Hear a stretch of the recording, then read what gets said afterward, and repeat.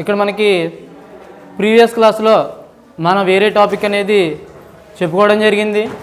Today టాపిక్లో మనకి national movements in India, partition and independence.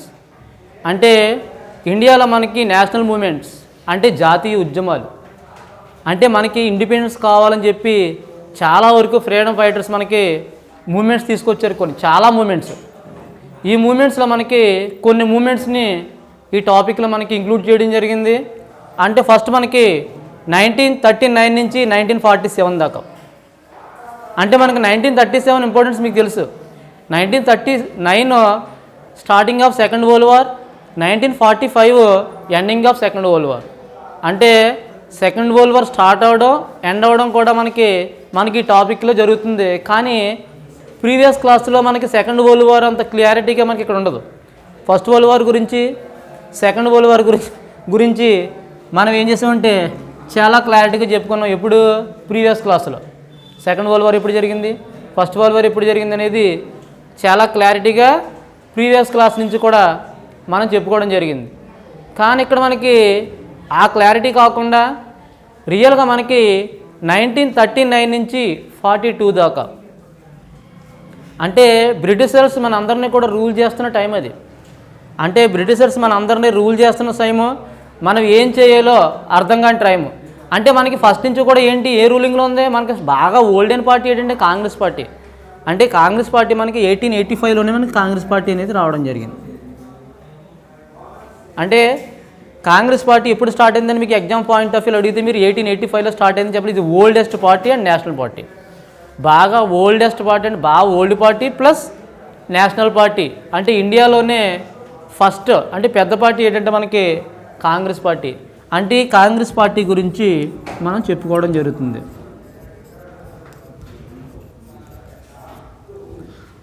సరే, ఇక్కడ మనకి ఇలా జరుగుతుందంటే రూలింగ్స్ జరుగుతున్నాయి. అంటే బ్రిటిష్ వాళ్ళు మనం రూల్ చేస్తున్నారు. కాకపోతే ఏంటంటే మనకి కొంతవరకు అవకాశం కావాలి. ఏంటి, మనకు ఫ్రీడమ్ కావాలి. ఫ్రీడమ్ కావాలంటే ఇక్కడ మనకి ఒక ఇంపార్టెంట్ క్వశ్చన్ అనేది మనం చెప్పాలంటే బ్రిటిషర్స్ని అడుగుతున్నారు ఇండియన్స్. ఏంటి, వీ వాంట్ ఫ్రీడమ్ అంటే మాకు ఇండిపెండెన్స్ కావాలి. అంటే ఎందువల్లంటే అప్పటిదాకా చాలా వరకు రూలింగ్ కానీ, అంటే ఇండియన్ పీపుల్ని అందరినీ కూడా క్రష్ చేయడం కానీ, అంటే అన్నీ కూడా వాళ్ళే తీసుకున్నారు. రియల్గా వాళ్ళు తీసుకురావడం, దాంతోపాటు రకరకాల క్రాప్స్ వేయడం, ఇండస్ట్రీస్ డెవలప్మెంట్ కోసం అన్నీ కూడా మనల్ని ఉపయోగించుకోవడం జరిగింది. కానీ ఇక్కడ మనకి ఏమవుతుందంటే కొన్ని ఏరియాలో అప్పుడు ఏమైందంటే కొంత యాజిటేషన్ తీసుకురావడం జరిగింది. అంటే అప్పుడు సెకండ్ వరల్డ్ వార్ జరుగుతున్న టైం అది. అంటే సెకండ్ వరల్డ్ వార్లో ఇండియా పార్టిసిపేట్ చేసిందా అంటే ఇండియా పార్టిసిపేషన్ చేసింది. ఎలా అంటే ఇండియాలో మనకి మీ ఫస్ట్ నుంచి చెప్తాం కదా ఆల్రెడీ, ఇండియాలో అంటే బ్రిటిష్ ఇండియాలో కూడా మనకి 1885లో మనకి కాంగ్రెస్ పార్టీ అనేది పార్టీ ఉంది. అప్పుడు ఇక్కడ మనకి ఎవరికంటే మనకి ఫస్ట్ నుంచి కూడా యాక్సెస్ పవర్స్ ఉన్నాయి మనకి. అంటే యాక్సెస్ పవర్స్ అంటే 3 పవర్స్ మనకి యాక్సెస్ పవర్స్ ఉన్నాయి. Germany, Japan, Italy. Germany, Japan, Italy. ఈ యాక్సెస్ పవర్స్ ఏంటంటే ఈ యాక్సెస్ పవర్స్కి ఆపోజిట్గా ఉండే కంట్రీ ఏంటి, బ్రిటన్, ఫ్రాన్స్, రష్యా, చైనా.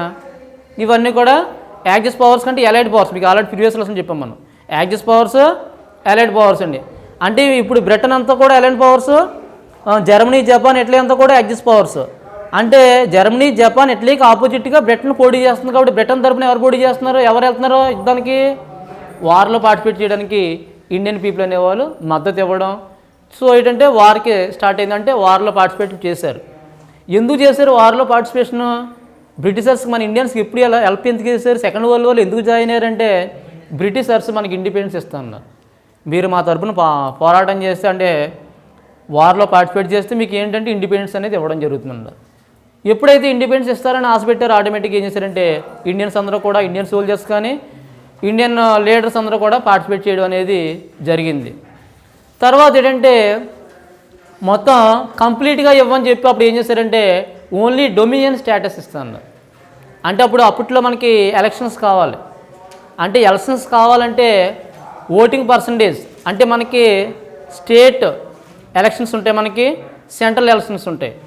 అంటే స్టేట్ ఎలక్షన్స్లో మనకి అంటే state legislative assembly, state legislative council. అంటే legislative assembly,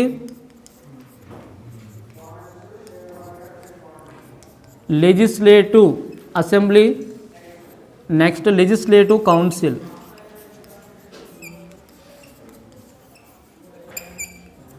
legislative assembly and legislative councils ఈ రెండు కూడా స్టేట్లో పనిచేస్తాయి. కాకపోతే ఇక్కడ ఏమవుతుందంటే ఓటింగ్ పర్సంటేజ్ అనేది చాలా తక్కువగా ఉండేది అప్పట్లో. ఓట్లు వేసే వాళ్ళు చాలా తక్కువ మంది. అంటే ఈ లెజిస్లేటివ్ అసెంబ్లీ, లెజిస్లేటివ్ కౌన్సిల్లో మనకి పర్సంటేజ్ ఓన్లీ 12% మాత్రమే ఓటింగ్ రైట్ ఉండేది. మీకు తెలుసు కదా, ఓటు రైట్ అంటే అడల్ట్ యూనివర్సల్ అడల్ట్ బ్రాంచెస్ అంట. అంటే a person get right to vote is a person, male or female, is called adult universal franchise లేదా యూనివర్సల్ అడల్ట్ ఫ్రాంచైజ్. అంటే యూనివర్సల్ అడల్ట్ ఫ్రాంచైజ్ అంటే across the age of 18 years. So got right vote, అక్కడ right vote వస్తుంది వాళ్ళకి. అది మనకి 12% ఉంది legislative assembly కానీ, అంటే స్టేట్కి సంబంధించి స్టేట్ అసెంబ్లీలో. సెంట్రల్లో మాత్రం 1% ఓటింగ్ అనేది జరుగుతుంది. అంటే ఎలక్షన్స్ అనేవి జరగాలి అంటే ఎలక్షన్స్ పెడదామని చెప్పి ఎందువల్ల ఎలక్షన్స్ పెడతారంటే చాలా వరకు ఇండియా అంతా కూడా ఎవరు రూల్ చేస్తున్నారంటే బ్రిటిషర్సే రూల్ చేస్తున్నారు. అంటే ఎలక్షన్స్ అనేవి ఫామ్ చేయాలి. ఎలక్షన్స్ అనేవి జరిగినాయి. అంటే బ్రిటిష్ ఇండియాలో ఎలక్షన్ జరిగినప్పుడు రియల్గా మనకి 1937లో మనకి ఎలక్షన్స్ అనేవి జరిగినాయి. 1937లో ఎలక్షన్ జరిగినప్పుడు ఇక్కడ మనకి 11 స్టేట్స్లో మనకి ఎలక్షన్స్ అనేవి జరిగినాయి. ఈ 11 స్టేట్స్లో ఎలక్షన్ జరిగినప్పుడు ఈ 11 స్టేట్స్కి కూడా ఎవరుంటారంటే ప్రైమ్ మినిస్టర్స్ ఉంటారు. ఎవరుంటారు? 11 స్టేట్స్కి ప్రైమ్ మినిస్టర్స్ ఉంటారు. కాకపోతే ఏంటంటే ఈ ప్రైమ్ మినిస్టర్స్ అందరూ కూడా ఎవరు అండర్లో ఉంటారంటే బ్రిటిష్ గవర్నర్ అండర్లో ఉంటారు. ఎవరుంటారు? British governor. అంటే టాపిక్ ఎక్కడి నుంచి మనకి 1939 నుంచి 1947 దాకా. అంటే సెకండ్ వరల్డ్ వార్ స్టార్టింగ్ అయిన దగ్గర నుంచి టాపిక్ ఇది, ప్రీవియస్ టాపిక్ కాదు. కానీ కాంగ్రెస్ పార్టీ ఎప్పుడు ఏర్పడింది? 1885లోనే ఏర్పడింది. అంతే, ఇప్పటి నుంచో ఏర్పడింది ఇది.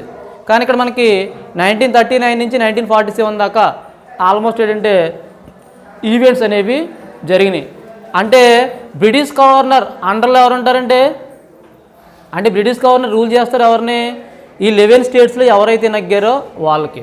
అంటే 11 స్టేట్స్ అనగానే మనకి ఢిల్లీ, ఆజ్మీర్, మేవాడ్, అంటే ఢిల్లీ, ఆజ్మీర్, బెలూచిస్తాన్, కూర్గ్, ఈ ఏరియాలో మనకి ఇక్కడ ఏంటంటే రూలింగ్ అనేది జరుగుతూ ఉంది.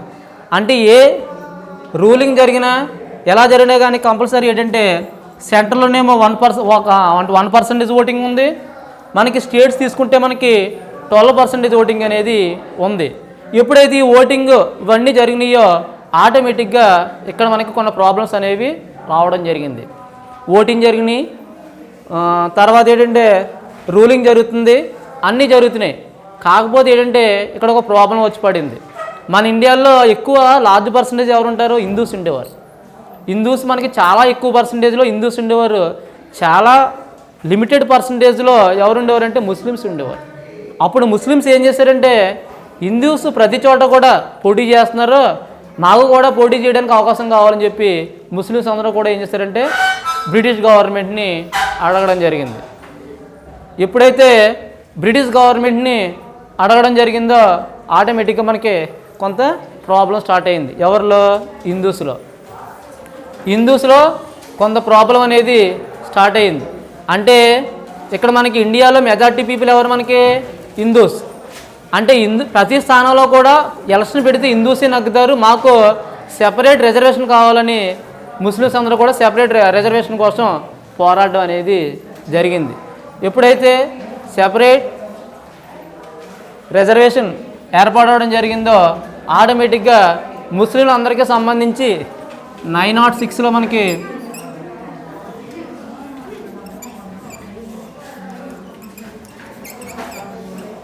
906లో మనకి ముస్లిం లీగ్ అనేది ఏర్పడింది. అంటే మనకి 906లో మనకి ముస్లిం లీగ్ ఏర్పడడం, ముస్లిం లీగ్కి లీడర్ ఎవరంటే మహమ్మద్ అలీ జిన్నా, అంటే ఎంఏ జిన్నా, మహమ్మద్ అలీ జిన్నా. ఇలా మనకి 906లో ముస్లిం లీగ్ ఏర్పడడం, మహమ్మద్ అలీ జిన్నా ముస్లిం లీగ్కి లీడర్గా అనౌన్స్ చేయడం అనేది జరిగింది. ఓకే, టుడే క్లాస్ ఎంతటితో ఆపేద్దాం. టుమారో మనం కంటిన్యూ చేయడం జరుగుతుంది. Thank you. Thank you very much.